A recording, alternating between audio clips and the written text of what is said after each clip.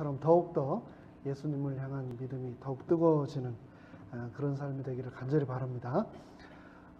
오늘은 좋은 사람, 나쁜 사람이라고 하는 제목으로 사무엘하 3장을 본문으로 함께 이 시간 성령님의 음성을 친히 듣는 그런 축복의 시간 갖도록 하겠습니다. 먼저 지난 시간 사무엘하 2장의 내용을 간단하게 복습하도록 하겠습니다. 사울이 죽고 새로운 시대가 시작되었습니다. 다윗이 블레셋에 망명해 있다가 하나님 아버지께 여쭈었죠. 제가 어디로 가리이까? 언제 가리이까? 하나님께서는 다윗에게 헤브론으로 올라가라 라고 말씀을 하셨습니다. 헤브론으로 올라가자 유다의 지도자들이 그를 기름 붓고 그들의 왕으로 추대를 하였습니다. 그렇게 이스라엘 전체의 왕으로 시작을 하면 좋았을 텐데 사울의 군사 사령관이었던 아브넬은 항복하지 않고 사울의 죽은 세 아들 외에 살아남은 이스보셋이라고 하는 아들을 왕으로 추대하여 북방의 11민족을 통합하여 이스라엘 왕으로 삼으며 다윗과 대치를 하게 됩니다.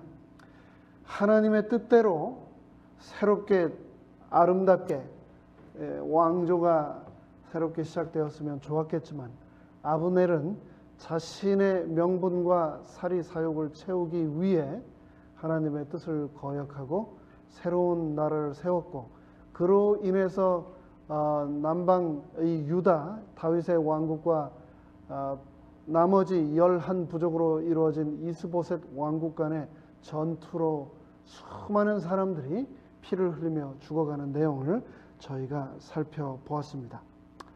10여 년이라고 하는 지명수배자의 삶, 그 억울함이 맞춰지고 이제 드디어 하나님께서 기름 부으신 왕의 자리에 등극을 하는구나 라고 했더니 겨우 한 지파, 유다 지파에 불과한 한 지파를 다스리는 왕이라니 정말 실망스럽다 라고 하나님께 원망할 수도 있었지만 다윗은 그러지 않고 자신의 미래에 더 큰 축복이 기다리고 있음을 의심치 않으며 믿음에 굳게 섰습니다. 조급하지 굴지 않았습니다. 오히려 침착하게 매번 한 발자국 한 발자국 갈 때마다 하나님께 여쭈는 다윗의 모습이 사무엘하 2장에 등장하였습니다. 이제 사무엘하 3장으로 들어가면서 1절은 다음과 같이 시작합니다. 사울의 집과 다윗의 집 사이에 전쟁이 오래매 다윗은 점점 강하여 가고 사울의 집은 점점 약하여 가니라. 3장이 시작되자마자 두 가문이 등장을 합니다.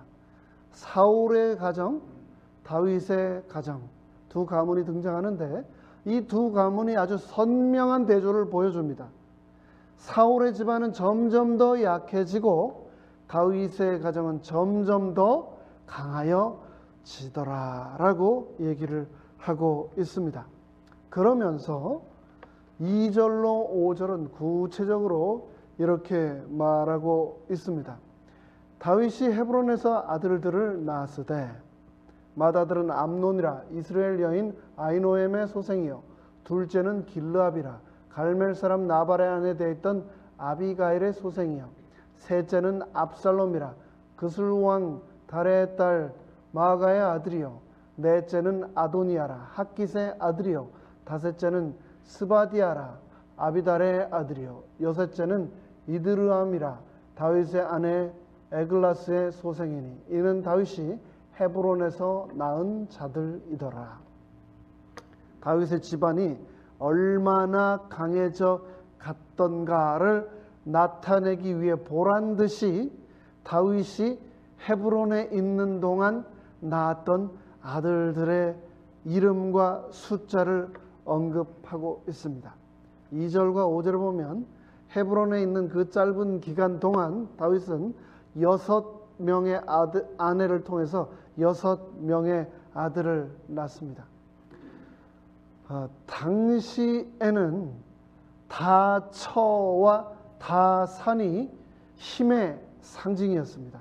강력한 왕권의 상징이었습니다.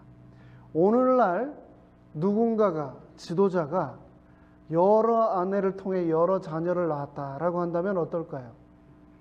우리 트럼프 대통령이 대통령으로 재임하는 기간이 4년 동안 12명의 아내를 더 얻어서 뭐 한 15명의 아들을 낳았더라. 이러면 어떻게 될까요? 안 그래도 그동안 할 만큼 했는데 대통령이 되더니 더 하는구만 하고 욕을 먹으면 먹지, 아, 그 집안 정말 잘 되는 집안이구나, 복받은 집안이구나 라고 하지 않을 것입니다. 하지만 그때 당시에는 그랬다는 겁니다. 다산 그리고 다처가 힘의 상징이었던 시대였습니다.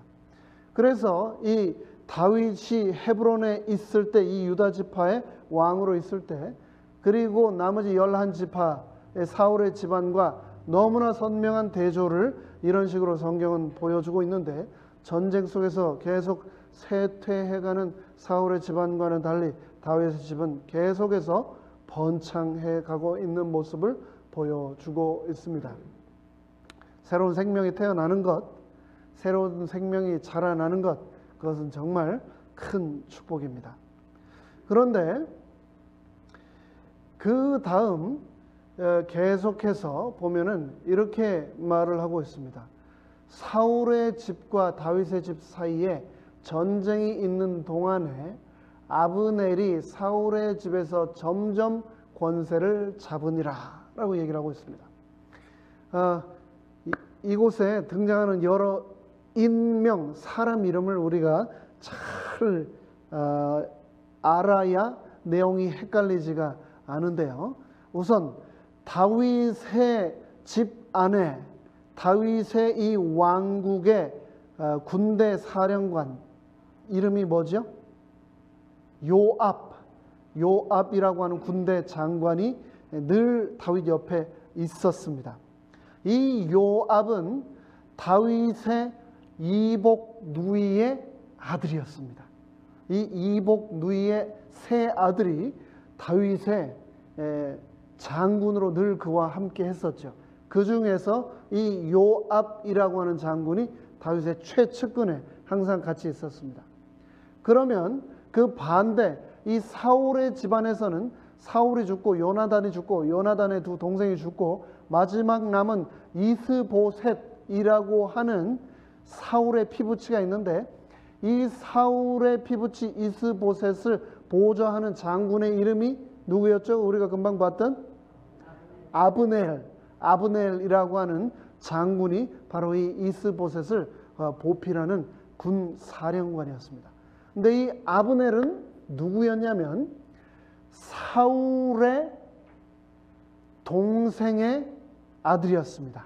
그러면 어떻게 됩니까? 이스보셋하고 사촌이 되죠. 이스보셋하고는 사촌이 되고 사울에게는 조카가 되는 거죠.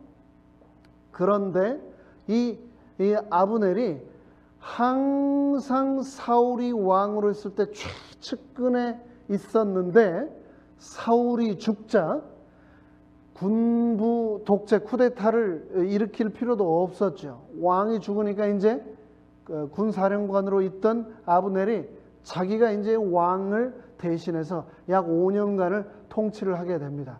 그러나 이제 그에게는 아무런 명분이 없었죠. 그러자 명분을 위해 살아남아 있던 사울의 아들 이스보셋을 명목상의 왕으로 남아있는 2년 반의 기간 동안 세우고 그 뒤에서 꼭두각시로 조정을 하는 내용이 등장을 하게 됩니다. 그런데 그 7년 반의 기간이 거의 맞춰져 가면서 오늘 사무엘하 3장에 이 아브넬이 죽게 됩니다. 암살당하게 됩니다. 어떻게 하다가 제1의 권력을 소유했던 그가 그렇게 죽게 되었는가 살펴보도록 하겠습니다.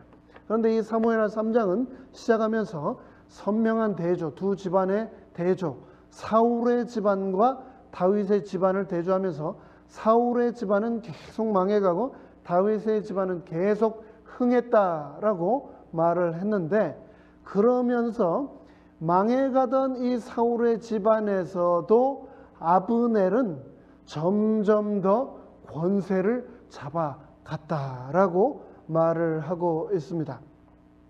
여러분, 사극이나 역사 소설 같은 거에 보면은 딱 이 장면이 너무나 맞아떨어지고 여러분 이 머릿속에 이 화면으로 선명하게 드러나실 거라고 생각합니다. 아브넬이 사울이 죽고 나서 한 5년 독재를 했겠죠. 통치를 했겠죠. 그러자 사람들이 원망을 하고 불평을 하고 네가 무엇이건데 왕처럼 우리 위에 군림하느냐라고 했겠죠. 그러자 이 아브넬이 이스보셋을, 사울의 피부치를 왕으로 세워야 되겠다. 이스보셋에게 왕이 되어달라고 처음 얘기했을 때 아브넬의 태도가 어땠을까요? 아마도 이스라엘의 왕이 될 만한 자격을 가지신 분은 당신밖에 없습니다. 이스보셋이여, 우리의 왕이 되어 주시옵소서. 이런 식으로 얘기를 했겠죠. 그러다가 점점 시간이 지내니까 그렇게 하기는커녕 이스보셋이여, 이렇게 하는 건 좀 어떨까요? 그렇게 얘기를 하다 좀 더 지나니까 이스보셋에게 이렇게 하면 됩니다. 이렇게 점점 태도가 바뀌는 겁니다. 그러다가 나중에는 이렇게 하는 걸로 하지 딱 하다가 나중에는 말도 안 하고 이스보셋에게 내가 다 알아서 했으니까 그렇게 알아 라고 얘기를 하는 것처럼 점점 더 그의 태도는 바뀌어 갔던 것 같습니다. 그러한 상황을 6절에서는 아브넬이 사울의 집에서 점점 권세를 잡으니라 라고 하는 이 한 말로 표현을 하고 있습니다. 그런데 그런 상황을 왕이 보고 있으면서 그대로 당하고만 있었을까요? 이 상황을 보면은 이 정말 말도 안 되는 상황, 나를 바보로 알고 종이 조각으로 알고 나를 이렇게 함부로 해? 라고 왕이 생각은 했습니다.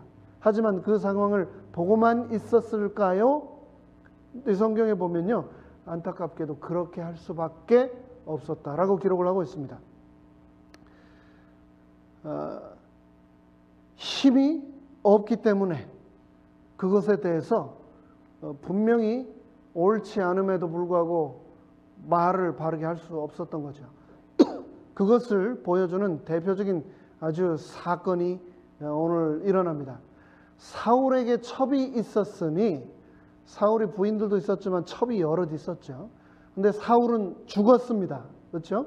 근데 사울에게 첩이 있었으니 이름은 리스바요, 또 아야의 딸이더라.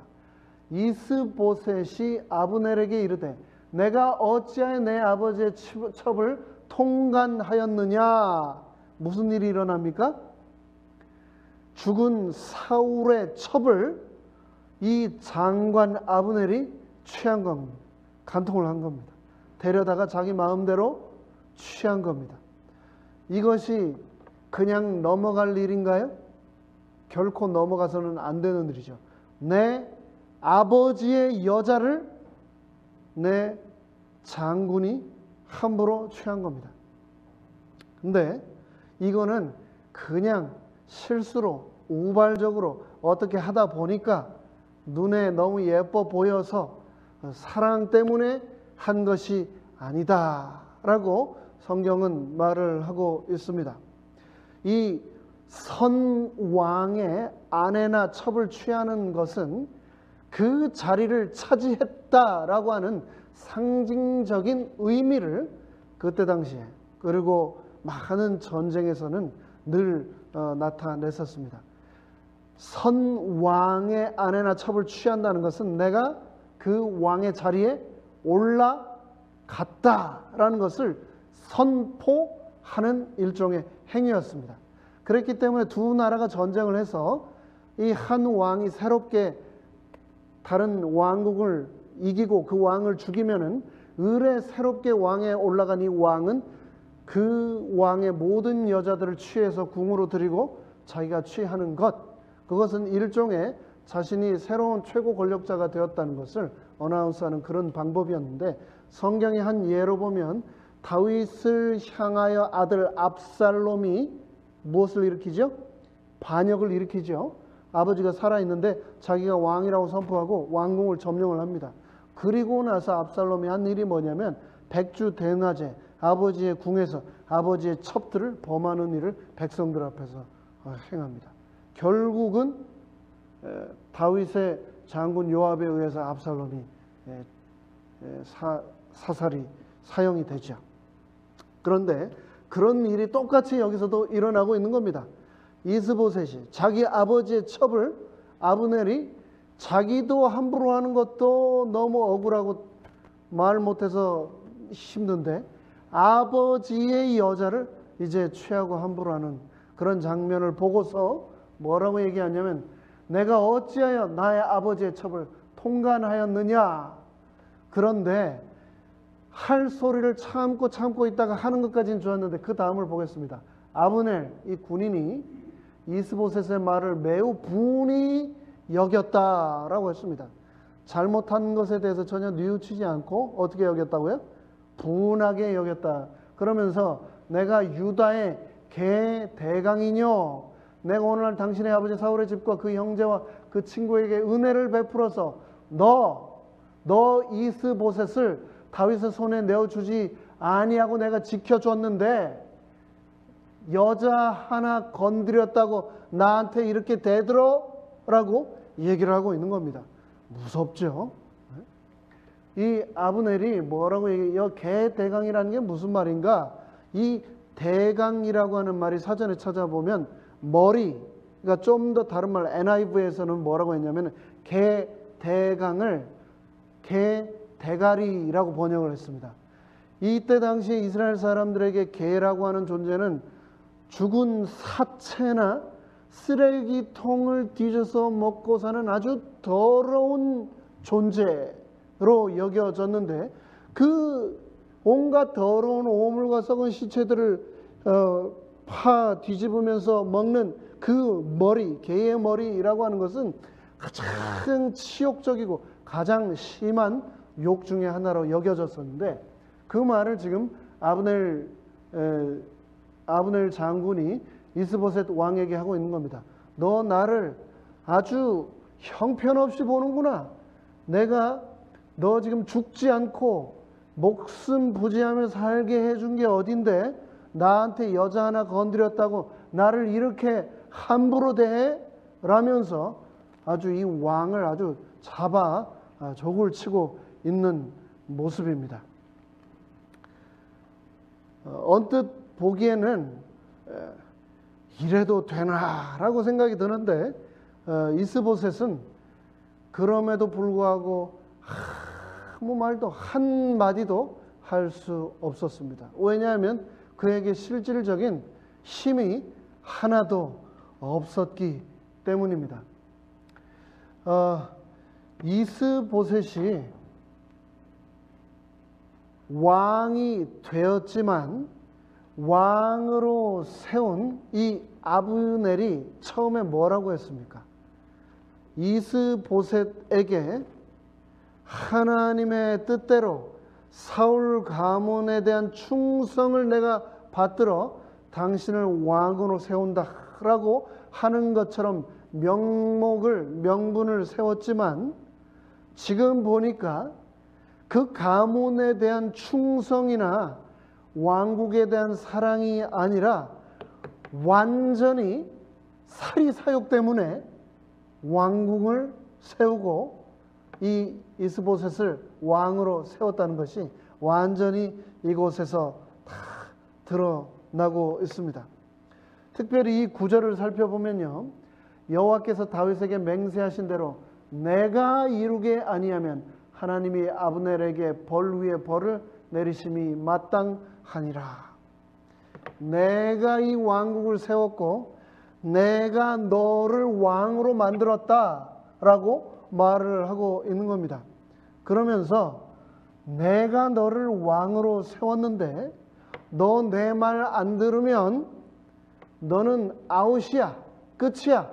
이 왕국 내가 다윗에게 다 넘겨버리겠어 라고 협박을 하고 있는 겁니다.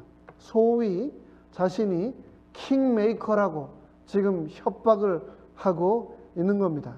그러면서 이스보셋에게 너에게 내가 얻을 것이 하나도 없으니, 붙어먹을 것이 하나도 없으니 이제 나는 너를 버리고 다윗을 차라리 택하겠다. 이 왕국을 가지고 다윗에게 내가 붙어가는 것이 낫겠다라고 말을 하고 있는 겁니다. 너무나 분명하게, 너무나 선명하게 아브넬은 자신이 기회주의자임을 이곳에서 보이고 있습니다. 그렇게 협박을 하는데도 불구하고 왕 이스보셋은 뭐라고 했는가? 이스보셋이 아브넬을 두려워하여 감히 한 말도 대답하지 못하니라. 참 너무나 불쌍합니다. 너무나 안타깝습니다.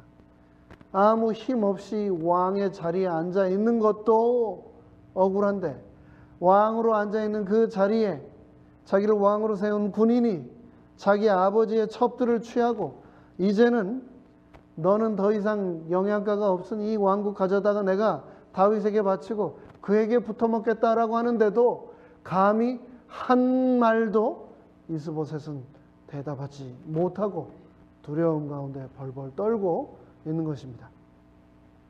아브넬이 뭐라고 얘기를 하는가? 이 이스라엘은 내 땅이다 라고 얘기를 하고 있습니다. 너 왕의 땅이 아니고 하나님의 땅도 아니고 내 땅이다. 그러면서 이것은 내 땅이니 내가 다윗에게 가서 협상을 하겠다라고 얘기를 합니다. 자세한 내용을 다 살펴보기는 시간이 좀 부족하지만 아브넬이 사람을 보냅니다. 대신들을 보내서 다윗에게 보내서 내 땅을 너에게 줄 테니 나와 함께 언약을 합시다. 협상을 맺읍시다. 트럼프와 김정은이 싱가포르에서 만난 것처럼 협상을 합시다 라고 얘기를 합니다. 그러면서 내 손이 당신을 도와 온 이스라엘로 당신에게 돌아가게 하리이다 라고 얘기를 하고 있습니다. 내가 내 땅 이스라엘 11지파의 땅을 당신에게 줄 테니 내가 11지파의 장로들 지도자들을 한 명 한 명 찾아가서 이스라엘 이 모든 땅을 다윗 당신에게 바치도록 내가 설득을 할 테니 나와 더불어 협약을 맺읍시다 라고 얘기를 하고 있는 겁니다. 여기에서 우리가 구체적으로 다윗과 아브넬이 어떤 협약을 맺었는가 알 길이 없습니다. 성경에는 기록되어 있지 않기 때문에요.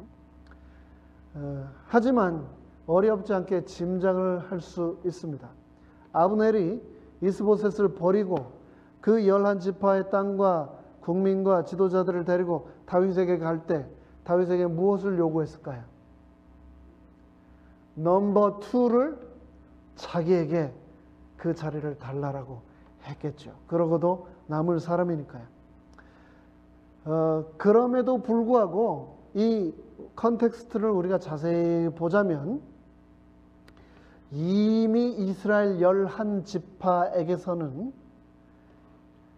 이스보셋에게는 더 이상 희망이 없고 사무엘 선지자를 통하여 하나님이 기름 부으신 다음 왕은 다윗이니 다윗에게 우리가 돌아가는 것이 마땅치 않느냐라고 하는 그러한 주장을 장로들로부터 계속해서 받아왔던 것을 알 수가 있습니다.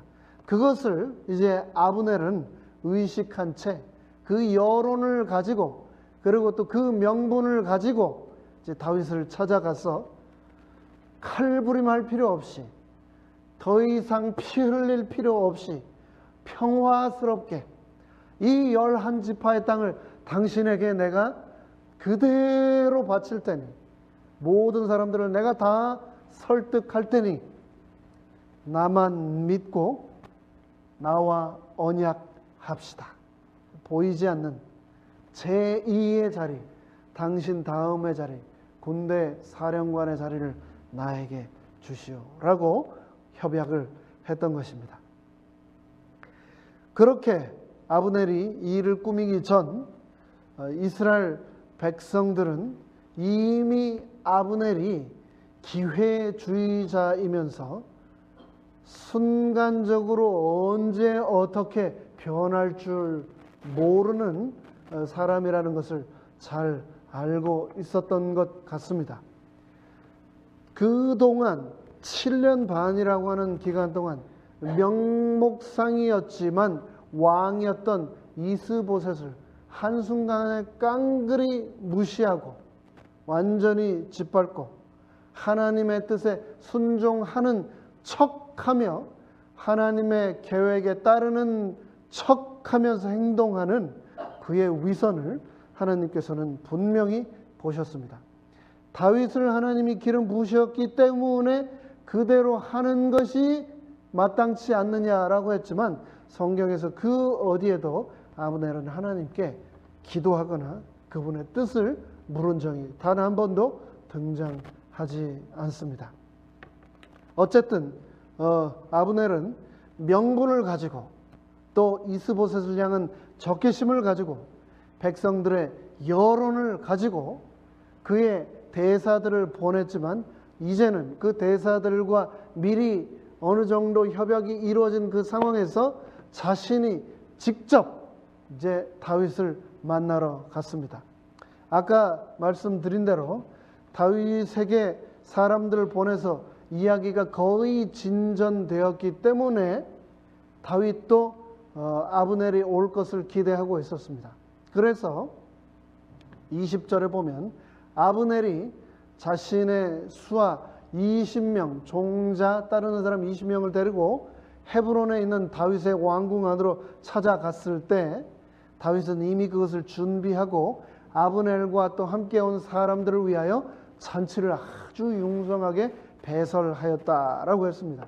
이제 정상회담이 말 그대로 벌어진 겁니다. 다윗과 아브넬이 직접 만나서 이 거래를 두 왕국을 합치는 딜을 하게 된 거죠. 그 자리에서 아브넬은 다시 한번 아주 정확하게 자신의 의사를 다윗에게 전달을 합니다. 그러면서 그 명분을 가지고 자기가 이 일을 성사시키겠다고 다윗에게 약속을 합니다. 그런데 이 아브넬은 이스보셋을 이스라엘의 왕으로 세우고 자신은 그 뒤에 숨어서 꼭두각시처럼 왕을 이용해 나라를 쥐었다 폈다 했었는데 어떻게 한순간에 그것을 버리고 그 왕을 버리고 다윗에게 갈 수 있었을까? 이 아브넬이 생각했을 때 아마 그렇게 생각을 한 것 같습니다. 이스보셋 한 2년 반 왕으로 내가 써먹어 봤는데 희망이 없다. 희망이 없어. 전쟁을 시켜도 전쟁에서 이기지도 못하고 백성들로부터 인기도 얻지 못하고 그렇다고 명분을 얻어오지도 못하고 내가 이 이스보셋 바라보고 있다가는 나도 곧 위험에 처하겠다. 당장 쪽박 차겠다. 안 되겠다. 이제 왕 갈아탈 때가 되었다라고 생각을 했던 것 같습니다. 그래서 이제 또 다른 숙주를 찾아서 이스보셋이 아닌 다윗에게로 접근하고 또 다윗과 거래를 하기 위해 움직이고 있는 아브넬의 모습이 보입니다. 그런데 그러한 내용을 다윗이 알았을까요? 몰랐을까요? 알았다 몰랐다라고 성경은 말하지는 않습니다. 하지만 다윗이 이러한 배경을 전혀 모르고 있었던 것 같지는 않습니다.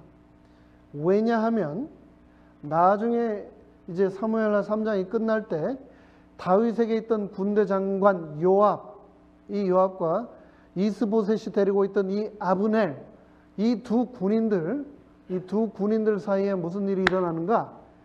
다윗과 빅딜을 한 이 아브넬이 빅딜을 하고 돌아가는 길에 다윗의 장군인 요압이 전쟁터에서 돌아오다가 아브넬이 다윗을 만나고 돌아간다라고 하는 소식을 듣고 불이 나게 군인들을 보내가지고 아브넬을 다시 데리고 옵니다. 말이 데리고 오는 건데 정말 데리고 왔는지 잡아왔는지 모르겠습니다. 협상을 하기 위해, 대화를 하기 위해 찾아온 한 나라의 대표를 일방적으로 끌고 와서 조용히 한쪽으로 불러 데리고 가서 이 요압이 아브넬을 어떻게 하냐면 그 자리에서 칼로 찔러서 암살시켜 버립니다. 죽여버립니다. 왜 그랬을까요? 이 요압이 자기 넘버 2 자리가 나라가 합쳐지면서 아브넬에게 넘어질까봐 요압이 그렇게 한 것도 있고, 일전에 사무엘하 2장에서 자신의 형제를, 자신의 동생을 죽인 원수를 갚기 위함도 있었습니다. 그런 거 보면은요, 이 왕이 한 협상을 왕 아래에 있는 장군이 일방적으로 깨버리고 한 나라의 대표를 불러다가 그 자리에서 자기 마음대로 죽여버리는 거, 이것이 가능한 일입니까? 굉장히 무서운 상황이죠. 그런데 다윗이 그런 요압을 벌하지도 처벌하지도 못하고 그냥 억울하다고, 분하다고, 답답하다고 통곡하면서 이 아브넬의 장례만 성대하게 치러주고 끝나고 맙니다. 이 상황이 종료되고 맙니다. 요압을 징계하지를 못합니다. 왜요? 요압이 그렇게 무서운 사람이었거든요.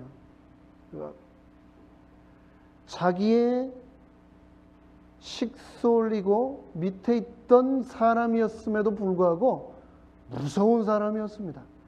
왕의 말도 듣지 않고 그 누구의 말도 듣지 않고 언제 어디서든지 자기가 원하면 죽여버리고 왕의 아들 압살롬까지도 죽여버렸던 그가 결국은 다윗이 유언을 내리죠. 솔로몬에게 꼭 이 요압을 죽이라라고 하는 그 유언을 내리고 솔로몬은 유언에 따라 그를 처형을 하는 내용이 나중에 등장합니다.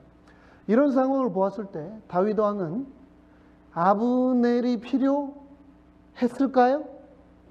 네. 전혀 통제되지 않고 누구의 말도 듣지 않는 이 무시무시한 요압. 요압은 말 그대로 사자새끼였습니다. 데리고는 있기는 한데 언제 나에게 칼을 들이댈지를 모르는 그런 인물이었기 때문에 다윗에게도 아브넬이라고 하는 존재, 어쩌면 더 나이를 먹고 어쩌면 더 경험이 있고 어쩌면 기회주의자이고 또 약삭빠르지만 그래도 얘기를 통해서, 대화를 통해서 뭔가를 예측할 수 있는 이 아브넬을 차라리 다윗은 원했을지 모릅니다. 하지만 그것이 다윗의 군대장관 요압에 의해서 이루어지지 않고 일은 거기에서 끝나버리고 맙니다.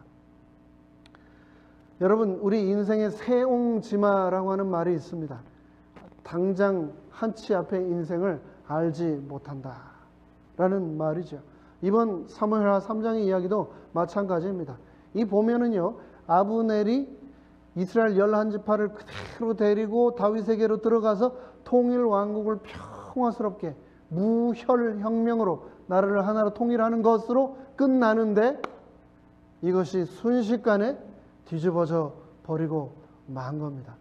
그런데 여기에서 우리가 한 가지 기억해야 할 것은 이 과연 아브넬이라고 하는 사람이 과연 하나님이 정말 우리로 하여금 모본이 되도록 세우신, 사용하셨던 인물인가라는 겁니다. 이스보셋의 사촌이었습니다. 사울의 작은아버지 넬의 아들이었던 이 아브넬. 이 아브넬은 다윗이 골리앗을 물리칠 때 모든 상황을 사울에게 직접 보고하던 사울의 최측근에 있던 군인이었습니다. 그리고 사울의 아들 이스보셋을 이스라엘의 왕으로 세운 사람이었습니다. 다윗이 다윗과 대치하여 전쟁하던 중 다윗의 장수 요압의 형제 아사헬을 죽인 사람도 바로 이 아브넬이었습니다. 그리고 자신의 큰아버지 사울의 첩 리스바와 통간을 한 사람이었습니다. 그런데 그가 오늘 본문에서 요압에 의해 살해가 되게 됩니다. 말씀을 이제 마무리하면서 이 아브넬이라고 하는 사람을 통해 이 사람의 한 평생이 어떠했을까라는 생각을 해보게 되었습니다. 아브넬은 끊임없이 내가 어떤 사람에게 붙으면 얻을 것이 있을까를 끊임없이 생각하며 살았을 것입니다. 눈동자가 잠시도 쉬지 않았었을 것 같아요. 저기로 가는 게 나을까? 여기로 가는 게 나을까? 여기 가야 얻을 게 있을까? 저기 가야 얻을 게 있을까? 그렇게 제1인자 옆에서 언제까지나 2인자로서의 모든 것을 취하기만을 목말라 하며 갈망하며 비굴하게 기회주의자로서 살아가며 끊임없이 권력과 욕망을 따라 돌아다니다가 결국은 그와 똑같은 요압이라고 하는 사람에 의해서 살해됨으로 인생이 마무리가 되고 마는데요. 이제 말씀을 마치면서 일전에 제가 안식일에 한번 소개해드렸던 풀꽃이라고 하는 시 여러분이 기억하시는지 모르겠습니다. 자세히 보아야 예쁘다. 오래 보아야 사랑스럽다. 너도 그렇다. 이 나태주 시인은 45년생이시라고 하는데 어떻게 그 연세에 이런 감수성을 가지고 계신지 몰라요. 근데 우연히 제가 이분의 또 다른 시, 좋은 사람이라고 하는 시를 알게 되었습니다. 이분 시는 되게 3줄이 넘지 않습니다. 거기 그냥 계시기 바래요. 그 자리에 오래 지키고 계시기 바래요. 생각나면 이쪽에서 언제라도 찾아뵙겠습니다. 제목이 좋은 사람. 제가 오늘 설교 말씀 시작하면서 제목을 좋은 사람, 나쁜 사람이라고 했습니다. 사무엘하 3장을 제가 이렇게 묵상하면서 과연 좋은 사람이란 어떤 사람을 말하는 거고 나쁜 사람은 또 어떤 사람을 나쁜 사람이라고 하는가 생각을 해보았습니다. 그런데 생각을 하면 할수록 이 오늘 본문에 등장한 아브넬이라고 하는 사람은 좋은 사람이라기보다는 만나고 나면 씁쓸한 사람, 그런 사람이 아니었을까 생각합니다. 끊임없이 기회를 틈타기 위해 온 신경과 감각이 늘 곤두서 있던 사람, 눈동자가 끊임없이 돌아다니던 사람, 누가 힘이 있나, 누가 실세인가, 누가 전망이 있는가, 누구에게 붙는 것이 더 유리한가를 쉬지 않고 머릿속으로 생각했던 사람, 그 사람이 바로 아브넬이었을 것 같습니다. 그런 사람을 우리는 결코 좋은 사람이라고 말하기 어렵겠죠. 저희 세리토스 교회는 다른 교회들이 겪지 못한 특별한 경험을 한 교회입니다. 벌써 수년이 지났지만 이곳을 꽉 채우고 있던 모든 성도들이 한 교회가 둘이 되고 셋으로 나뉘고 내동강이 난 교회입니다. 그런데 그런 폭풍 속에서 수많은 분들이 나름대로의 사연을 가지고 이 자리를 떠나갔는데 그럼에도 불구하고 이 자리에 남아 계신 분들은 누군가, 제가 그런 생각을 좀 하게 됐습니다. 그런데 생각해 보니까 여러분들은 그냥 남아 계신 것이 아니라 이 혼란과 아픈 역사의 소용돌이를 이겨내신 거다라는 것을 제가 깨닫게 되었습니다. 저는 여러분이 남아 계신다는 그 자체가 하나님 앞에 두고 칭찬 받으실 일이라고 생각을 합니다. 살다 보면 사람도 그렇고 인생도 그렇고 교회도 그렇습니다. 다 풍파를 겪습니다. 풍파 없는 인생은 존재하지 않습니다. 그런데 정말 귀한 삶의 태도는 그럼에도 불구하고 비바람 맞으면서 표지판처럼 그 자리에 서 있는 것 아닙니까? 수많은 사람들이 지나갈 때 늘 거리의 이정표로 삼고 다음을 향해 갈 수 있는 것처럼 그때 계셨던 그 장로님이 여전히 오늘 이 자리를 똑같이 지키고 계시고, 그때 그 힘들고 어려운 시간을 보내셨던, 오해를 받으셨던 그 집사님께서 여전히 이 자리에 지키고 서 계신 것. 오늘 이 시인이 말한 것처럼, 시인의 말처럼 그냥 거기 서 있는 것, 산등성이가 되든 골짜기가 되든 그 자리에 비바람 맞으며 서 있는 것, 서 있으라고 해서 그 자리에 서 있는 그것 자체가 믿음이고 그것이 충성 아닙니까? 아브넬 같은 사람이 아닌 다윗과 같이 언제나 하나님이 말씀하실 때 그 자리에 있었던 다윗과 같은 우리 모두가 되기를 간절히 바라면서 오늘 말씀을 마치도록 하겠습니다. 이제 감사의 시간을 갖겠는데요. 저희가 전에는 이제 뽑기를 하지 않았습니까? 뽑기. 근데 뽑기를 하다 보니까